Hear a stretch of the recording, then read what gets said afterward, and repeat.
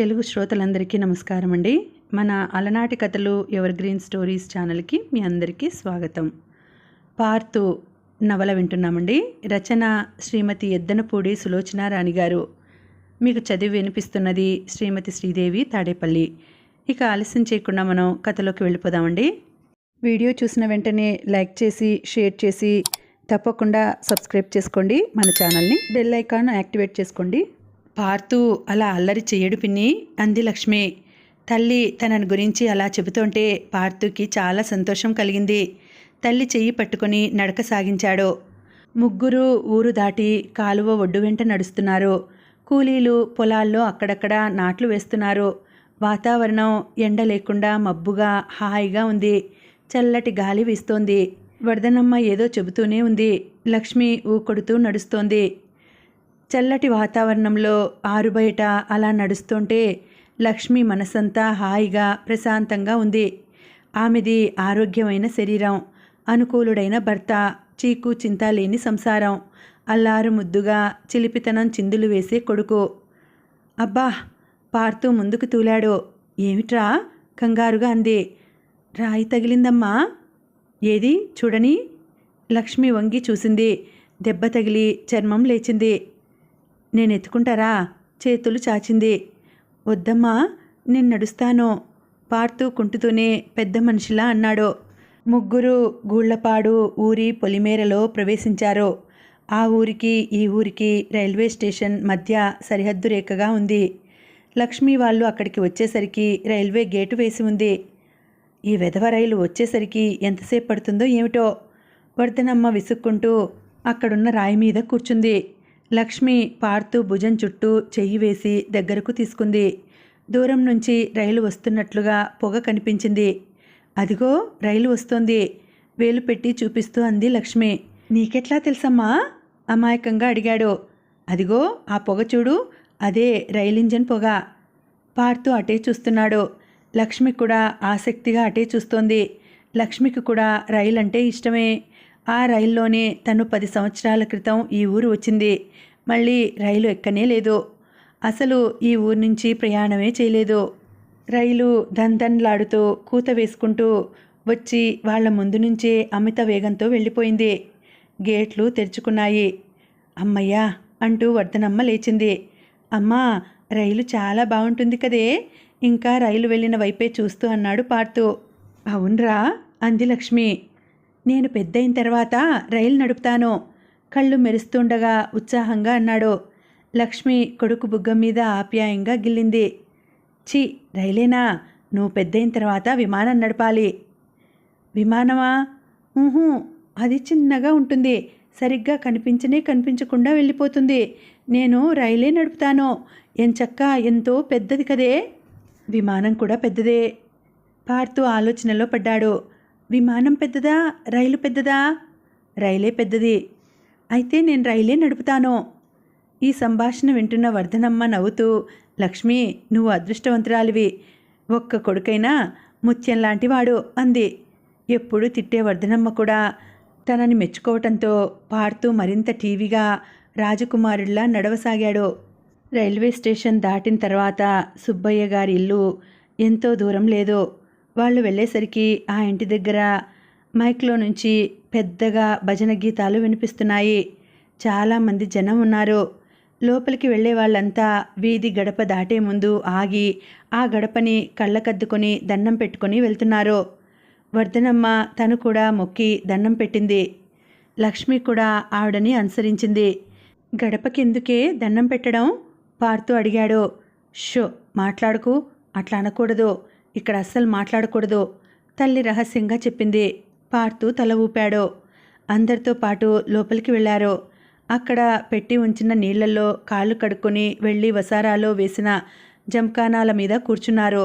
అప్పటికే ఆ ఆవరణంతా ఆడవాళ్లతో పిల్లలతో నిండిపోయి కిటకిటలాడుతోంది. వారికెదురుగా ఒక పెద్ద పరదా ఉంది. దానిమీద గోవిందనామాలు, వాటికి చెరొక పక్క శంకుచక్రాలు ఉన్నాయి. అమ్మగారు ఇంకా దర్శనం ఇవ్వటం లేదా? వర్ధనమ్మ గొంతు తగ్గించి రహస్యంగా పక్కన కూర్చున్న ఆవిడని అడిగింది. ఇంకా లేదు, ఇదిగో టైం అయిందట, ఏ క్షణంలోనైనా రావచ్చట అంది ఆవిడ. వచ్చిన ఆడవాళ్ళలో చాలామంది దగ్గర పిల్లలు ఉన్నారు. వాళ్ళు కొంతమంది ఏడుస్తున్నారు. కొంతమంది ఆడటానికి పరుగులు పెడుతుంటే తల్లులు బిగించి పట్టుకున్నారు. మరికొంతమంది పక్కవాళ్ళని ఏదో చేయబోయి వారి చేత చివాట్లు తింటున్నారు. పార్థు మాత్రం బుద్ధిమంతుడిలా తల్లి పక్కన కదలకుండా కూర్చొని చూస్తున్నాడు. అమ్మ వస్తున్నారు, నిశ్శబ్దం. మైక్లో ఒక పురుష కంఠం హెచ్చరిక చేసింది. అందరూ నిశ్శబ్దం అయిపోయారు. అమ్మంటే ఎవరికి అమ్మా? పార్థు మెల్లిగా అడిగాడు. షో, ఊరుకో, లక్ష్మి రహస్యంగా అంది. శంఖచక్రాలు ఉన్న తెర తొలగింది.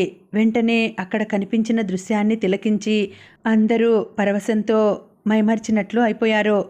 ఎదురుగా జలతారు దుప్పటి వేసిన సింహాసనం మీద ఎర్రటి జరి అంచున్న పసుపు రంగు చీర కట్టుకుని, జుట్టు విరబోసుకుని, కనుబొమ్మల మధ్య ఉదయించే సూర్యుడు లాంటి గుండ్రటి బొట్టు పెట్టుకొని అమ్మ కూర్చుని ఉంది. ఆవిడ ఒంటి మీద అలంకరించుకున్న నగలు మెరుస్తున్నాయి. ముక్కున ఉన్న ముక్కెర మరీ మెరిసిపోతోంది. ఆవిడ ఒక కాలు మడిచి మరో కాలు కింద ఆనించి నెత్తిన కిరీటం పెట్టుకుని చేతిలో త్రిశూలం పట్టుకుని కూర్చుని ఉంది. ఆవిడ వెంట ఎర్రటి జలతారు పరద తెరలా వెళ్లాడుతోంది. అమ్మా రాజరాజేశ్వరి, నీ బిడ్డలం తల్లి, నీ బిడ్డలం, మమ్మల్ని చల్లని చూపు చూడు తల్లి. వర్ధనమ్మ ఆవేశంగా అంటూ చేతులెత్తి మొక్కి టపీ టపీమని చెంపలు వాయించుకుంటుంటే పార్థు బిత్రపోయి చూడసాగాడు. అక్కడున్న ఆడవాళ్లు చాలామంది అట్లాగే ఏదేదో అంటున్నారు. అమ్మ చిరునవ్వు చిందిస్తున్న ముఖంతో శూన్యంలోకి చూస్తూ కూర్చుంది. అమ్మ పక్కన ఉన్న ఒక గడ్డపు ఆయన అక్కడ వేచి చూస్తున్న భక్తులందరినీ ఒక్కొక్కరిని పిలుస్తున్నాడు. వాళ్ళు ఆయన పిలిచిన ప్రకారం లేచి వెళ్ళి ఆమె పాదాలని కళ్ళకద్దుకొని ఆవిడ ఇచ్చిన తీర్థం తాగి ఆవిడ ఇచ్చిన కుంకుమో విభూతో చేతుల మధ్య పవిత్రంగా పట్టుకొని యువతలకు వస్తున్నారు. ఒక్కొక్కరికి కుంకుమ, ఒక్కొక్కరికి విభూతి ఇస్తోంది. ఏమిటో దాని అర్థం? ఎవరో సందేహం వెలుబుచ్చారు. విభూతి ఇస్తే ఆ కోరుకున్న కోరిక నెరవేరటానికి టైం పడుతుందట, కుంకుమ ఇస్తే త్వరగా ఫలిస్తుందట.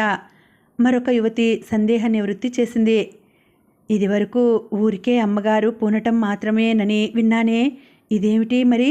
పూనటం ఏమీ లేదు. వర్ధనమ్మ కాస్త ముందుకు జరిగి అడిగింది. మీకు తెలియదా? క్రిందటి నెల మొదటి శుక్రవారం నాడు అమ్మవారు ఆమెలో ఐక్యమయ్యారు. వచ్చి మళ్ళీ వెళ్ళలేదు. ఆమె ఎప్పట్లా మామూలు మనిషి అవలేదు. అప్పటి నుంచి జనం రావటం మరీ ఎక్కువైంది. ఎంత పూర్వజన్మ సుకృతమో! ఆ రాజరాజేశ్వరి దేవి అలా రావటం అంటే మాటలా? మనము పుట్టాం ఎందుకు వెధవ జన్మలు. వర్ధనమ్మ ఇంటి సంగతి మర్చిపోయినట్టుగా కూర్చొని మాట్లాడుతోంది. చీకటి పడిపోతోంది. లక్ష్మి ఇంకా తమ పేరు పిలవనందుకు భయపడుతోంది. పార్థు ఆవలింతలు మొదలుపెట్టాడు. చిట్ట చివరికి ఎలాగైతేనేం వర్ధనమ్మని లక్ష్మిని ఆయన పిలిచాడు. వర్ధనమ్మ తర్వాత ఆవిడ ముందు నిలబడిన లక్ష్మి కళ్ళు మూసుకొని మనసులోనే అనుకుంది. నీ దయవల్ల నాకేం లోటు లేదు తల్లి. నా పసుపు కుంకుమ 10 కాలాల పాటు చల్లగా ఉండేట్టు చూడు అనుకుంది. త్వరలోనే నీకు అన్ని విధాలా తగిన భర్త నిన్ను వెతుక్కుంటూ వస్తాడు అని కళ్ళు మూసుకొని లక్ష్మి తల నిమురుతూ అంది. లక్ష్మి ఉలిక్కి పడినట్టుగా తలెత్తి చూసింది. అమ్మా, ఈ అమ్మాయికి పెళ్ళయింది. వర్ధనమ్మ కంగారుగా అంది. అమ్మ కనుబొమ్మలు ముడిపడినాయి. ఒక్క క్షణం. అంతలోనే చిరునవ్వు విసిరింది. ఆ పెళ్ళి కాదు. సుపుత్ర ప్రాప్తిరస్తు. నీకు కొడుకు పుట్టిన తర్వాత నీ భర్తకి నీ పట్ల ఆదరం పెరుగుతుంది. నీ మనస్సులో చింతపోతుంది. లక్ష్మి అర్థం కాని దానిలా బిక్కమొహంతో వర్ధనమ్మ వైపు చూసింది. కానీ అమ్మా అని మళ్ళీ ఏదో అనబోయింది. నడవండి, మీ వెనకాల వాళ్ళు వస్తున్నారు, చోటివ్వండి. గడ్డపు ఆయన కసిరాడు. వర్ధనమ్మ లక్ష్మి యువతలకి వచ్చారు. అదేమిటి పిన్ని అలా చెప్పిందావిడ అంది లక్ష్మి. ఏమోనే అమ్మా, అమ్మ ఊరికే ఏది అనదనుకో. ఎందుకైనా మంచిది, మళ్ళీ వారం వద్దాం అంది. ఇద్దరూ ఇంటికి చేరుకునేసరికి రాత్రి అయింది. సత్యం ఇంటికి తాళం వేసి ఉండటంతో అరుగు మీద కూర్చొని కోమిటి గురవయ్య పాండులతో మాట్లాడుతున్నాడు. అయ్యో, చాలాసేపైందా వచ్చి? లక్ష్మి గబగబా తాళం తీస్తూ నొచ్చుకుంటూ అంది. అబ్బాయ్, లక్ష్మి రాననే అందిరా, నేనే బలవంతంగా తీసుకెళ్లాను. ఎక్కడికి వెళ్ళారు పిన్ని? గుళ్ళపాడులో సుబ్బయ్య గారి కోడలికి రాజరాజేశ్వరి ఆవహించింది. మా అమ్మాయికి పిల్లల్లేరు. లక్ష్మికి కూడా పార్థు తర్వాత మళ్ళీ సంతానం లేదా? ఆవిడ చేతి చల్లవ మంచిదని చాలామంది చెప్పారు. పోనీలే, ప్రయత్నం చేయటంలో తప్పే ఉంది అనుకుని లాక్కెళ్ళాను. సత్యం మాట్లాడలేదు. లక్ష్మి భుజం మీద నిద్రపోతున్న పార్థుని ఎత్తుకొని తన భుజం మీదకి మార్చుకొని లోపలికి వెళ్ళాడు. పాపం ఇంతవరకు నడిచాడు. నిద్ర ఆపుకోలేక తూలుతుంటే ఇక్కడే మన ఇంటికి వచ్చేటప్పుడే భుజం మీద వేసుకున్నాను అంది లక్ష్మి. సత్యం పార్థుని మంచం మీద పడుకోబెట్టాడు. లక్ష్మి చకచక వంట పూర్తి చేసి భోజనం వడ్డించింది. రండి అని పిలిచింది. సత్యం పలకలేదు. మిమ్మల్నే, నిద్రపోయారా? మళ్ళీ పిలిచింది.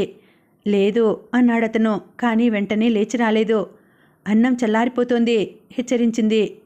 లక్ష్మి అతను పిలిచాడు. లక్ష్మి దగ్గరికి వచ్చింది. ఏమిటి? నీకు పార్థు చాలలేదా?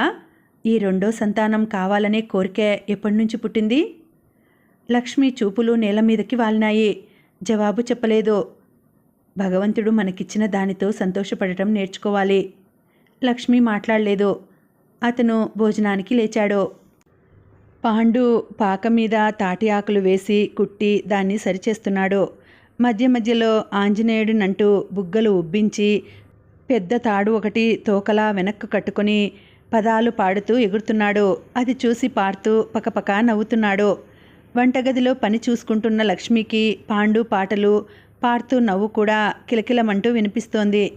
ఇదిగో పాండు, ఒక్క నిమిషం క్రిందికి దిగి వస్తావా? ఇడ్లీ చేశాను, తిందువు గాని. కిటికీ దగ్గరకు వచ్చి చువ్వల మీద చేతులు ఆనించి చూస్తూ పిలిచింది. ఓ, ఇప్పుడే వస్తున్నాను. పాండు తోకలా కట్టుకున్న ఆ తాడుతోనే దిగి వచ్చాడు. లక్ష్మి పార్థుకి ప్లేట్లోనూ బాదాం ఆకులో పాండుకి ఇడ్లీ తెచ్చింది. లక్ష్మి దొడ్లోకి అవి పట్టుకొని వచ్చేసరికి పాండు కట్టుకున్న తాడుని పార్థు చేత్తో పట్టుకొని లాగుతుంటే భయపడుతున్న కోతిలా చేతులు ముడుచుకొని బెదిరిచూపులు పక్కవాటుగా చూస్తూ పెరడంతా గంతులు పెడుతున్నాడు.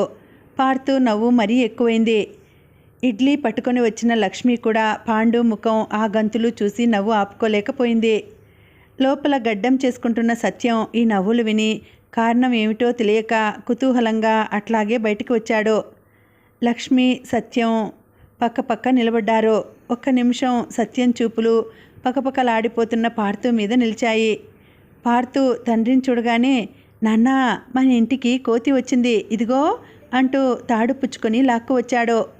పాండు కోతిలాగానే అడుగులేసుకుంటూ వచ్చి లక్ష్మి చేతుల్లో ఉన్న ఇడ్లీ కోసం చేతులు చాచాడు.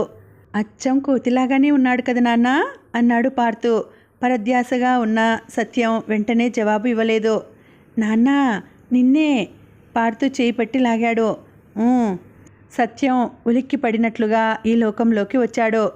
లక్ష్మి పాండుకి బాదాం ఆకు ఇచ్చి పార్థు చేతిలో ప్లేటు పెట్టి వెళ్ళబోయింది. నాన్నకేది? పార్థు అడిగాడు. నేను తర్వాత తింటాను, ఇప్పుడు కాదు. సత్యం లోపలికి వెళ్ళబోయాడు. నేను అప్పుడే తింటాను, నాకు వద్దు. తల్లి చేతిని తోసేశాడు. మా తండ్రి కదూ, చల్లారిపోతే బాగుండవు. రాత్రి కూడా నువ్వు అన్నం తినకుండానే నిద్రపోయావు.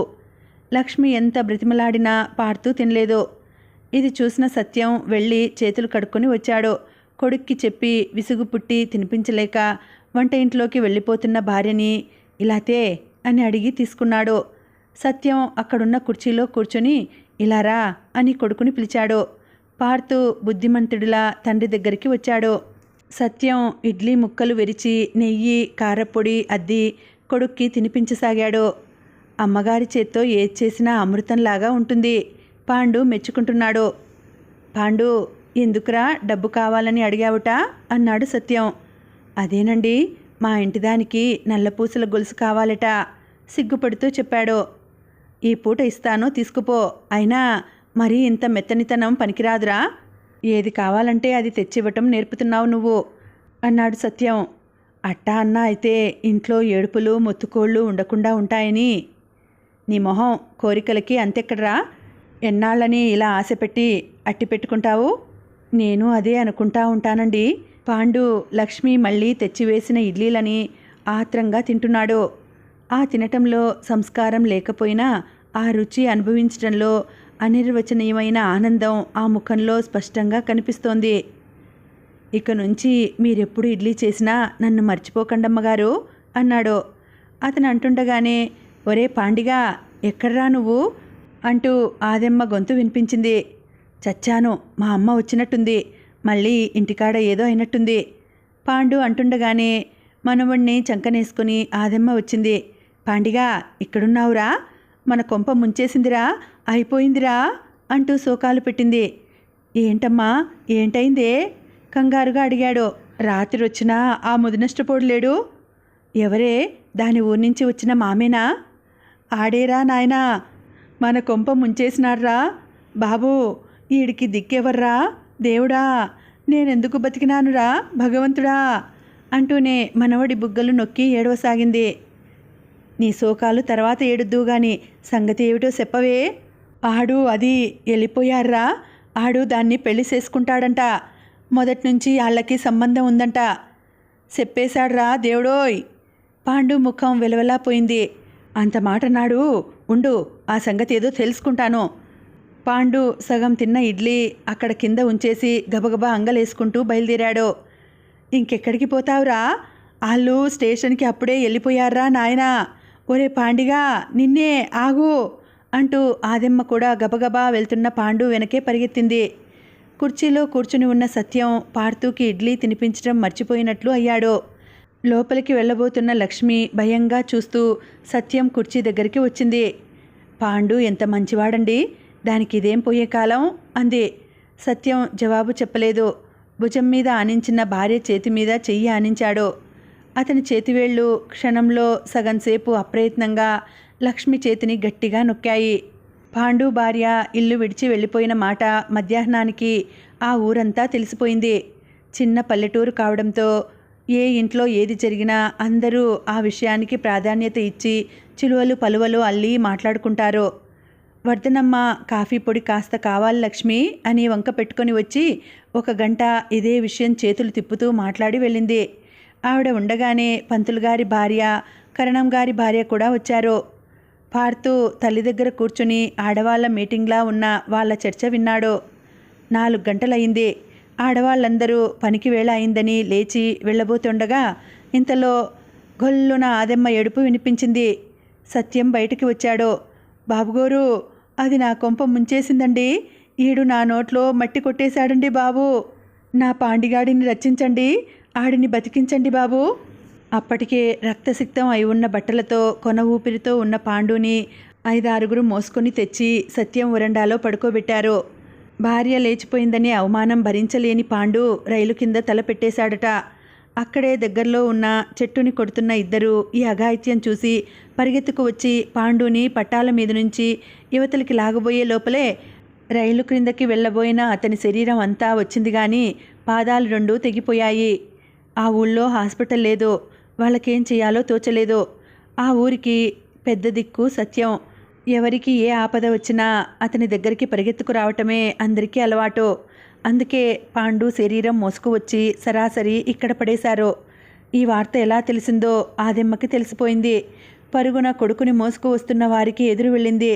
రక్తపు మరకలతో స్పృహ తప్పి పడి ఉన్న కొడుకుని చూడగానే ఆదెమ్మ పిచ్చిదాన్లా అయింది. సత్యం కరణంగారి అబ్బాయికి తన సైకిల్ ఇచ్చి పక్క ఊరు డాక్టర్ కోసం పరిగెత్తించాడు. ఊరి జనం అంతా ఆ పూట సత్యం ఇంటి ముందే గుమిగూడింది. అందరూ తలో రకంగా వ్యాఖ్యానాలు మొదలుపెట్టారు.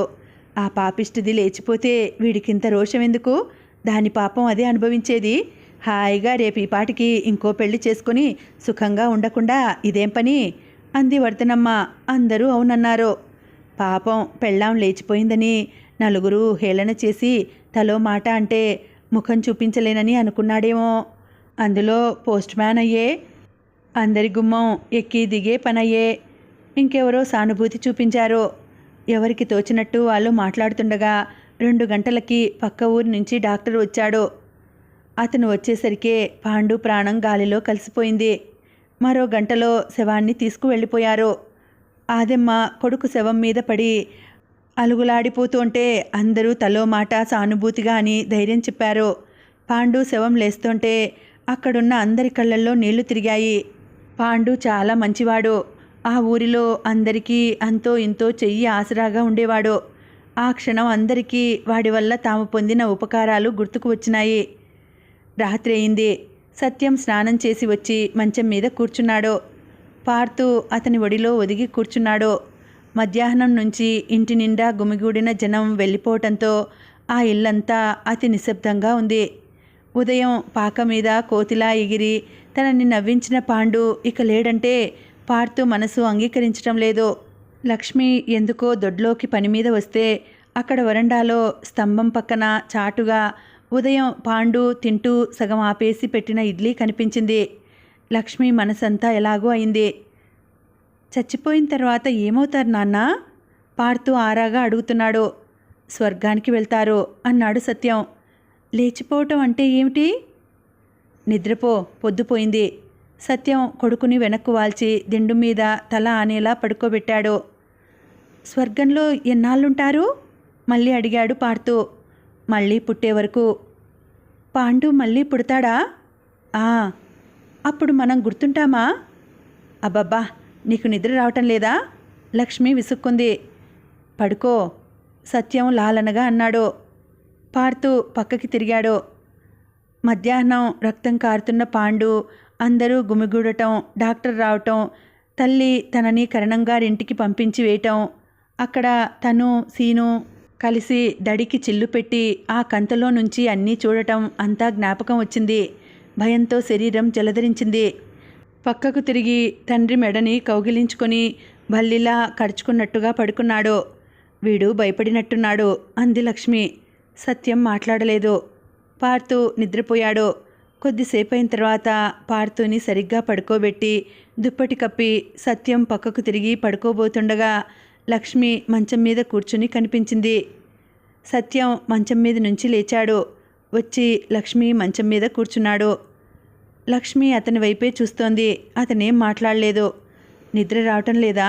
మెల్లగా అడిగింది. లక్ష్మి, అతని గొంతులో అనిర్వచనీయమైన వేదన, బాధ ప్రతిధ్వనిస్తున్నాయి. హఠాత్తుగా అతను ఎన్నడూ లేనిది పక్కకి ఒరిగి భార్య ఒడిలో తల పెట్టుకొని పడుకున్నాడు. నాకు పాండే గుర్తుకు వస్తున్నాడు. భార్యని సుఖపెట్టలేని మగవాడికి ఇంత పెద్ద శిక్ష ఉంటుందని నాకు తెలియదు అన్నాడు. చీచి, ఏం మాటలవి? దీనికంతటికీ పాండు తల్లే కారణమని వర్ధనమ్మగారంటోంది. భార్యాభర్తల మధ్య ఒకరిని ఒకరు అర్థం చేసుకుని మంచి వాతావరణం కలుషితం కావటానికి సంసారంలో ఎప్పుడూ ఎన్నో అవకాశాలు ఉంటాయి. ఇద్దరూ ఒక్కటిగా ఉంటే వాళ్ళ ప్రేమానురాగాలు పెట్టని గోడల ఈ దుష్టశక్తుల బారి నుంచి రక్షిస్తాయేమో. భార్యని సుఖపెట్టలేనివాడు పెళ్లి చేసుకోకూడదేమో లక్ష్మి. లక్ష్మి అతని తల మీద చెయ్యి ఆనించింది. మీరు నిద్రపోండి. అతని తల ఆరాటంగా ఆమె ఒడిలో అటూ ఇటూ కదిపింది. లక్ష్మి, నేనింతవరకు ఎప్పుడూ ఇలా ఆలోచించలేదు. ఇప్పుడు నేను నీకు ఒకటి చెప్పాలనుకుంటున్నాను. ఏమిటది? నీకెప్పుడైనా నా దగ్గర అసంతృప్తిగా అనిపిస్తే, జీవితం వెలితిగా ఉంటే నీ చేత్తో ఇంత విషయం ఇచ్చేయి. నేను ఆనందంగా అది స్వీకరిస్తాను. లక్ష్మి అప్పటికే చేత్తో అతని నోరు గట్టిగా మూసేసింది. మీకేమైనా మతిపోయిందా? ఏమిటా మాటలు? కాదు లక్ష్మి, అతను ఆ చెయ్యి తప్పించుకొని చెప్పబోయాడు. నాకింకేం చెప్పవద్దు. ఇలాంటి పాడు మాటలు ఇంకెప్పుడు పొరపాటుగా కూడా అననని, మీ మనసులోకి రానియనని నాకు మాట ఇవ్వండి అంటుండగానే లక్ష్మి కళ్ళల్లో గిర్రున నీళ్లు తిరిగాయి. మంచం మీద పడుకున్న పార్థుని చూపిస్తూ, అంతకంటే ఆనందం నాకు ఇంకేం కావాలి? ఈ ప్రపంచంలో ఇంకేముంటుంది? మీకు విషం ఇవ్వనా? ఇచ్చి వాడు నేనేం చెయ్యను అంది. నిద్రలో పక్కకు తిరిగిన పార్థు చెయ్యి పట్టె మంచం మీద నుంచి క్రిందకి వేలాడుతుంటే సత్యం దాన్ని పదిలంగా ఎత్తి మంచం మీద పెట్టాడు. నాకు తెలుసు, మనిద్దరి జీవితాలకి వీడే దీపం. కానీ నీవు వీడొక్కడే చాలనుకోవటం లేదుగా, ఇంకా కావాలనిపిస్తోంది. అందుకే నిన్న వర్ధనమ్మ గారితో గుళ్ళపాడు వెళ్ళావు. అంటే నీ మనసులో అణుచుకుంటున్న కోరిక ఒకటి ఉన్నట్లేగా మెల్లగా అన్నాడు సత్యం. నేనింకెప్పుడు వెళ్ళనని చెబుతున్నానుగా. నా కోసం నీ కోరికలు ఎప్పుడూ చంపుకోవద్దు. ఆ మాట గుర్తుపెట్టుకో. మీరిక ఎప్పుడూ ఇలాంటి మాటలు తీసుకురావద్దు. మీరు కూడా జ్ఞాపకం ఉంచుకోండి. నువ్వు సుఖంగా ఆనందంగా ఉండకపోతే నా జీవితమే దండగా అనిపించింది. నేను సుఖంగా ఆనందంగా లేనని ఎవరన్నారు? ఎవరూ అనకుండానే తెలిసే విషయాలు కొన్ని ఉన్నాయి. నా ప్రవర్తనలో ఏదైనా లోపం ఉంటే అది సూటిగా చెప్పండి. మీరింకేదైనా మనసులో పెట్టుకొని ఇలా అంటుంటే నాకెప్పటికీ అర్థం కారు. నేను మొద్దునని మీకు తెలుసుగా. లక్ష్మి ఆ మాట అన్న తీరు వినగానే అతని పెదముల మీదకి చిరునవ్వు వచ్చింది. ఇంకా ఉందండి, కథ కొనసాగుతుంది. మళ్ళీ వచ్చే వీడియోలో కలుసుకుంటాను. అంతవరకు సెలవు. నమస్తే.